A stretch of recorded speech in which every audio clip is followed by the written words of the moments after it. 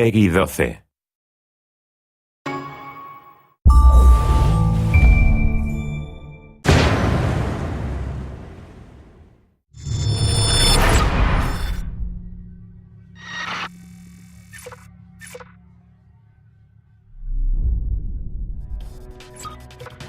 Hello, I'm Julian Gollop. Welcome to the Ghost Recon Shadow Wars gameplay video 1. I'm going to take you through one of the missions later in the game. We've got two ghosts in this mission. First one is Banshee. She's a Recon class. And we've got Duke, who's a Commando class.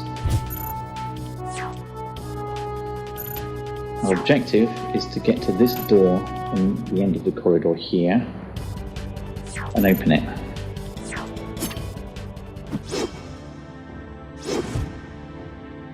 Okay, if we look around, we'll see some enemies above us, some to the left, and there are some below.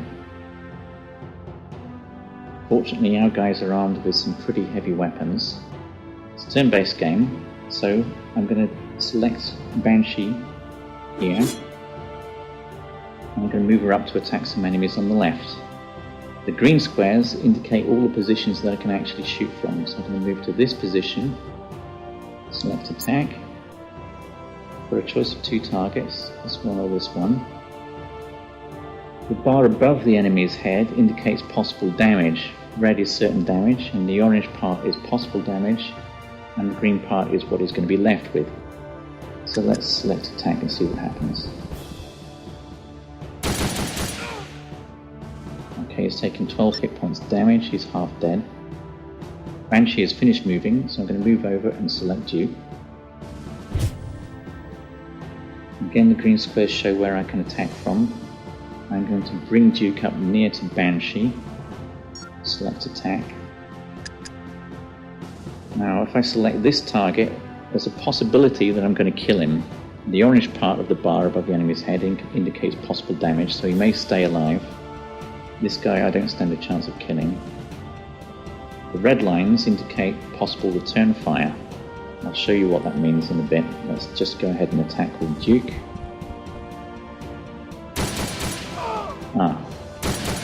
Unfortunately the enemy remained alive, and I got return fire from both of them. This is very important tactically to take into account return fire when you're attacking.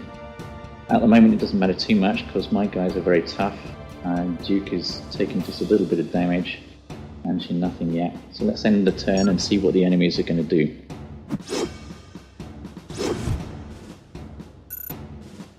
Okay, it looks like they've noticed us. A couple of enemy assault troops moving up next to the turrets.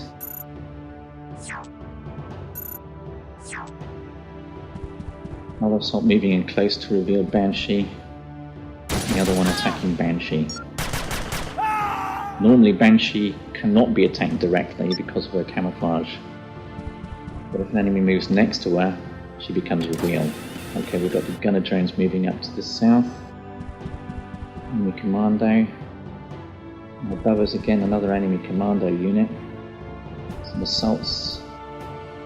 Here we've got two melee drones which are very nasty in close combat, so we don't want to let these guys get next to us. And finally we've got one more assault over to the left. Basically, we're surrounded. First, let's deal with the immediate threat. I'm going to take this guy out. I'm going to just move Banshee a little bit more towards our objective and attack from there. She's at close range, she does a lot of damage and kills in one hit. That's excellent. Now Duke is free to launch his attack over here. When I select Duke, I'm going to switch to his secondary weapon, which is a shoulder-launched missile launcher. I can't move so far and attack. And if I move here, select attack, I can launch an attack on the line here. It's an area effect weapon, so I should be able to affect 3 targets. Let's see what happens. Excellent, I've taken out one of the turrets and 2 of the defending guards are seriously injured. Let's see what the enemy can respond with.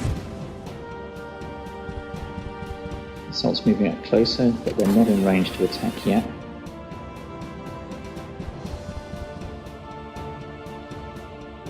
But here we've got an enemy commando unit also equipped with missiles, and he manages to get us. The enemy melee drones closing up very fast, they're quite rapid.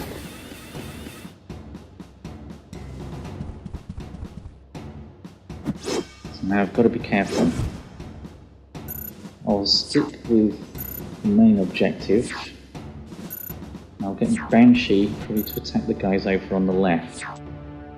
So let's select Banshee. Banshee is equipped also with a secondary weapon. I'll switch to it now. This is an EMP grenade. It's very effective against enemy drones and turrets. But will also do a reasonable amount of damage to enemy soldiers. So again, if I launch in the middle here, back from this position and see what I can do. Should be able to take most of them out. Yes, excellent, all three are gone. Now this leaves Duke to choose where to attack next. It's a big choice of targets.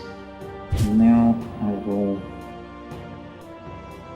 probably launch an attack here. So what I'll do is I'll move this way a little bit and I'll select attack position. This means I can select any position in the red area. I can place it here, and because of the area effect it should affect both those enemies. Let's see. Okay, excellent. They're both damaged but not killed.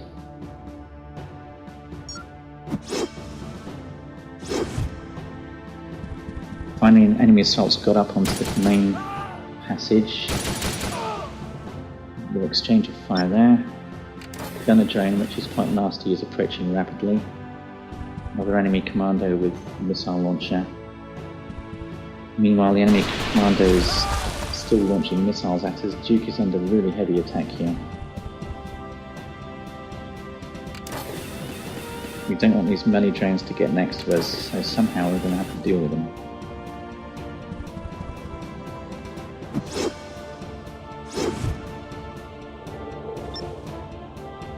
Unfortunately, Duke is now powered up. Whenever you attack an enemy or kill him, you get some power points. If you look at the blue bar on the bottom left, you'll see it's at 100%. So I'm going to make good use of my power attack. Let's select Duke first. I'm going to launch the power attack into the middle of these guys here. If I move the camera a little bit, you can see they're reasonably well bunched up.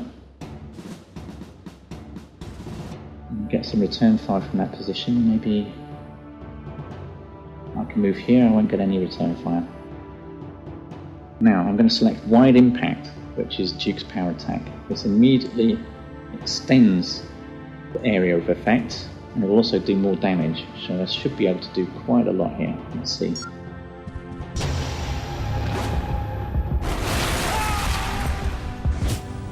I've taken out 4 enemy targets in one hit, which is absolutely excellent.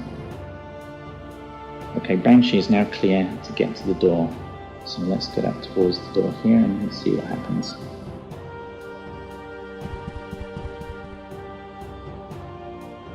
Oh dear, on the other side of the door we've got a whole load of trouble. A lot of enemy drones. But to find out how to beat them, you'll have to play the game for yourself.